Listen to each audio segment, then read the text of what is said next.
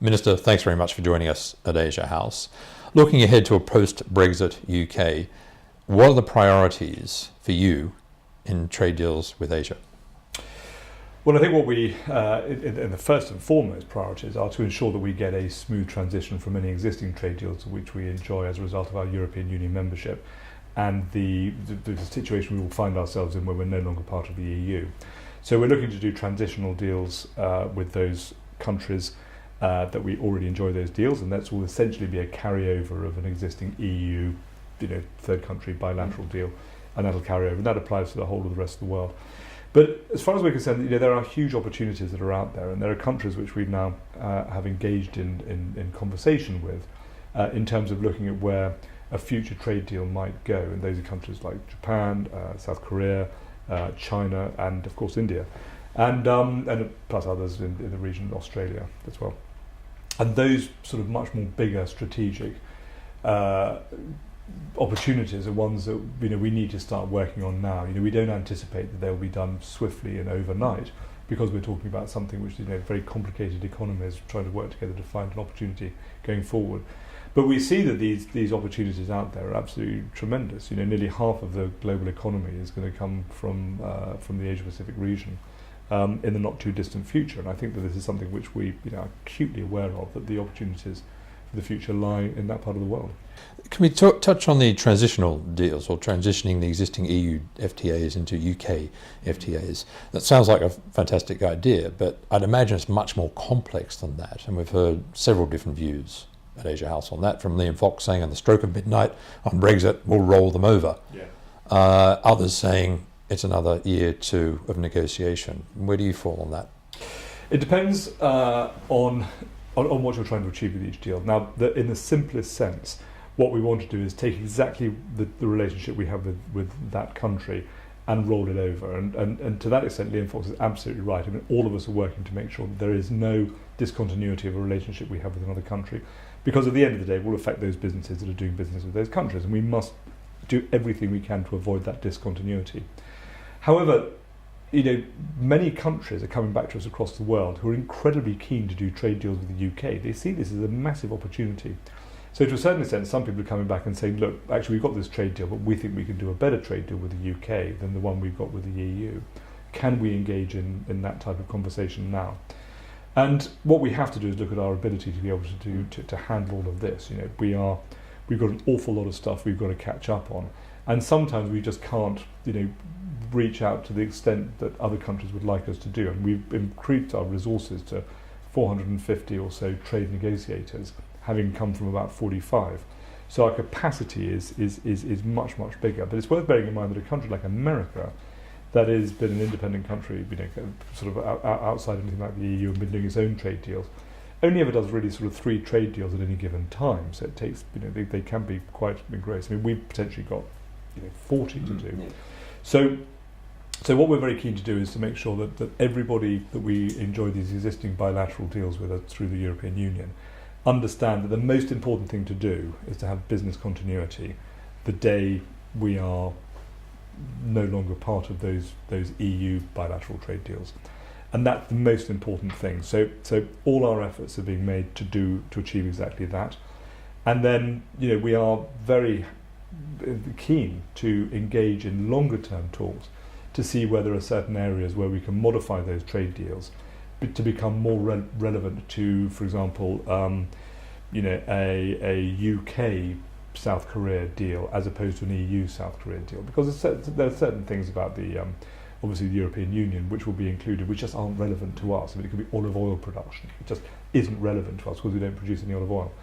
And so it's that type of thing where we can modify them. But we've got a lot of work to do, and what we have to do is prioritise that smooth transition from one state to another, which means that no business will see any change in the relationship they have.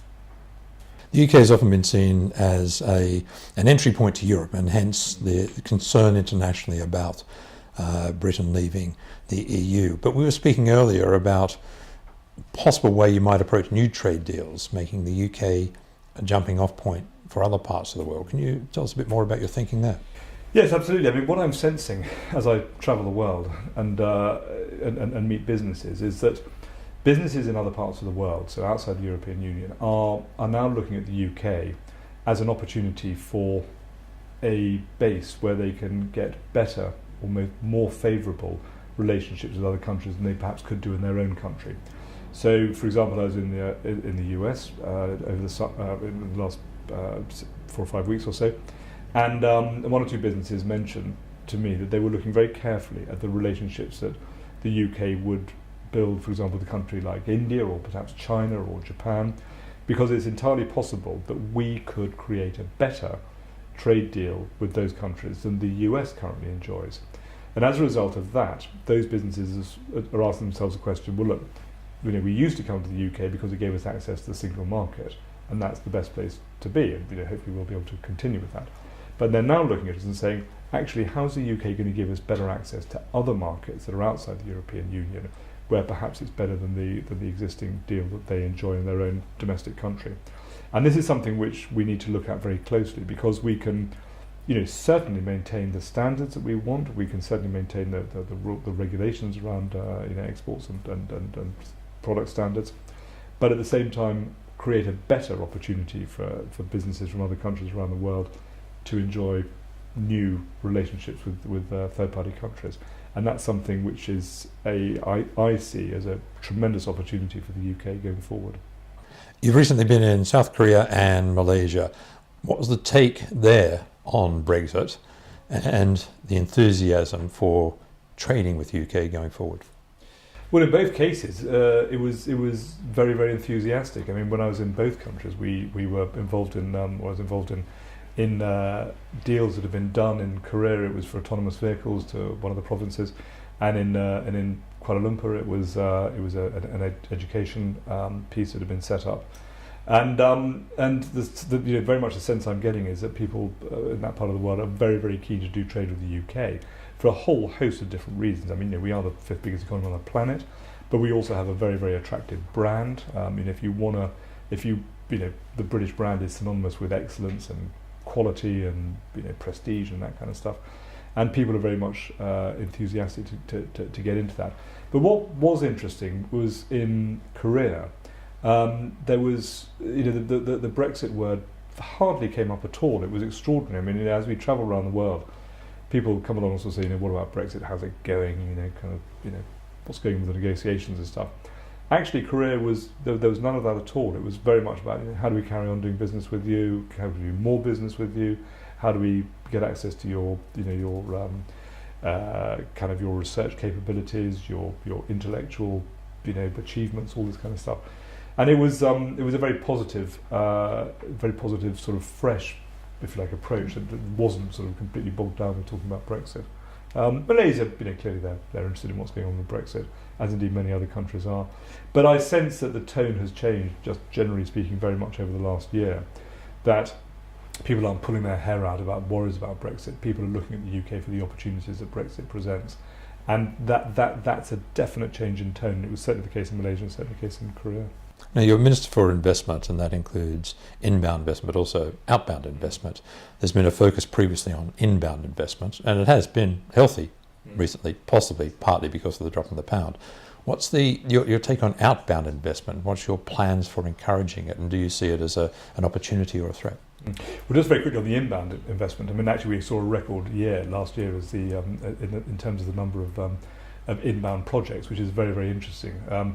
So often you see in the press good news then with a preface despite Brexit, but actually it's very interesting that actually there's a lot of good news coming through. But the outbound investment is an incredibly important point. It used to be the case that the British government sort of certainly wouldn't help businesses looking at outbound investment, and there was a reason for this, which is that if you see a Cardiff-based call centre being moved to Mumbai, then that was seen as offshoring British jobs, and it was seen as something which is disadvantageous to the country, and it was not sort of helping British people working in those jobs. But it is clearly the case that if a healthcare provider wants to provide sort of medical services in Burma, you can't do it by building a hospital in Macclesfield.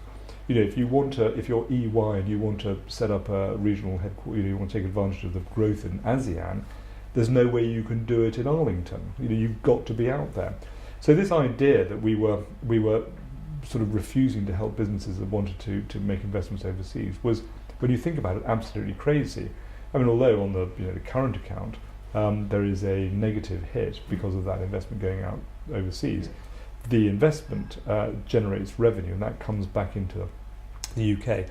So very much an important part of my role as the investment minister is to look at these opportunities for businesses overseas, because it does a whole load of different things. It generates income from overseas.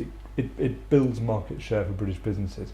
It builds a footprint of Britain across the world, which is a very, very important thing. It rolls the pitch for further exports coming out. If Triumph Motorcycles build 5 assembly plants in the eastern seaboard of Thailand, there's an awful lot of people, domestic Thai workers, who maybe a little bit more than they would otherwise have done, who can now buy British brands, whereas they couldn't before. There's a whole load of very, very good reasons why we should be looking at outward direct investment, and it's something which I'm very, very keen to work hard at, to develop our offering to businesses, and to make sure that businesses see this not as something which is offshoring British jobs, but as something that is building the British brand overseas and building the British footprint overseas. Minister, thank you very much indeed.